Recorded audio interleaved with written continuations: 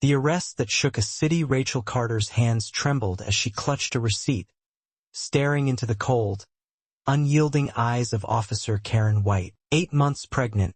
She never imagined a routine grocery run would end in handcuffs cutting into her wrists. All because a prejudiced cop refused to acknowledge her innocence. "You people are all the same?" Officer White sneered, ignoring the murmuring crowd, their phones raised, recording the injustice unfolding before them. Rachel had spent years undercover as an FBI agent, exposing corruption within law enforcement. She had witnessed countless abuses of power. But now, as sharp pain shot through her abdomen and her unborn child kicked frantically inside her, she faced a terrible choice. Reveal her true identity and compromise months of investigation, or endure the abuse, risking both her safety and her baby's life. A web of corruption unraveled across town. Rachel's husband, David Carter, a prominent human rights attorney, felt his world implode. His phone buzzed nonstop with messages, all linking to a viral video of his pregnant wife manhandled by police, accused of shoplifting despite holding a receipt. His hands clenched into fists as he watched. "My wife was arrested for shopping while black," he told the police chief over the phone, his voice dangerously calm. "She's 8 months pregnant. Every second you delay releasing her increases your liability. I've already contacted the ACLU and 3 major news networks." But the chief's dismissive response confirmed his worst fears. This wasn't just one rogue officer, it was a system designed to protect its own. Meanwhile, Rachel sat in a cold holding cell, pain intensifying with each passing minute. She pressed a hand to her swollen belly, whispering reassurances to the life growing inside her. Beside her, an older woman named Emma Wilson, her face etched with the lines of a hard life, slid closer. "First time in here?" she asked softly.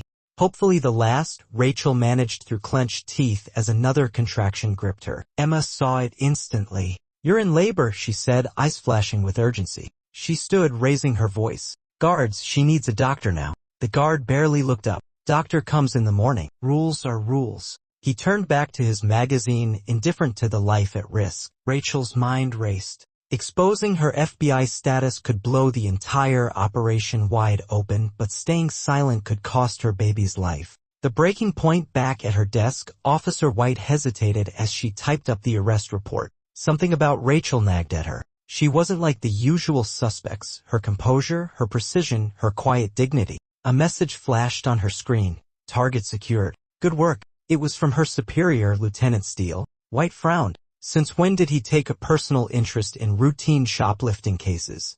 Rachel's arrest wasn't random. It was a setup. The truth exploded into the open when Rachel, now in labor, was finally rushed to the hospital. A nurse unbuttoned her coat, revealing a badge beneath her shirt. "FBI," she said. The color drained from White's face. She had arrested an undercover federal agent. Worse, she had played a role in covering for a corrupt network that ran far deeper than she ever imagined. The fight for justice Rachel fought through labor while still handcuffed to the hospital bed. The cold metal bit into her wrists with each contraction. "You're doing great," the nurse whispered, adjusting the cuffs as gently as possible. "Your husband is fighting to get in. He's got half the hospital administration on the phone." David was relentless, armed with viral footage, witness testimonies, and Rachel's FBI credentials.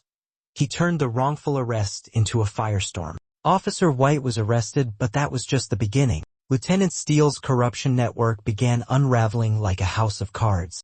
Investigations exposed decades of misconduct, bribery, and racial profiling, reaching as high as City Hall. Rachel, now holding her newborn daughter, Liberty, faced Officer White in court. "I forgive you," she said, her voice strong, unwavering. "But the system that turned you into this, that ends today." Her testimony helped dismantle a decades-old cycle of abuse. The Liberty Foundation, created with the settlement money, became a force for providing legal aid, exposing injustice, and training officers in bias prevention. Emma Wilson, once a forgotten inmate, became the foundation's first community outreach coordinator. The nurse who showed kindness that night volunteered in their medical advocacy program. Even former officers, inspired by White's eventual whistleblowing, joined the fight for reform. A movement ignited. 1 year later, a year later, at the Liberty Foundation's first anniversary, Rachel stood at the podium. "A year ago, I was handcuffed in a cell fighting for my baby's life. Today, we've helped reform 50 police departments, trained hundreds of officers, and supported over 1,000 families seeking justice. But our greatest victory?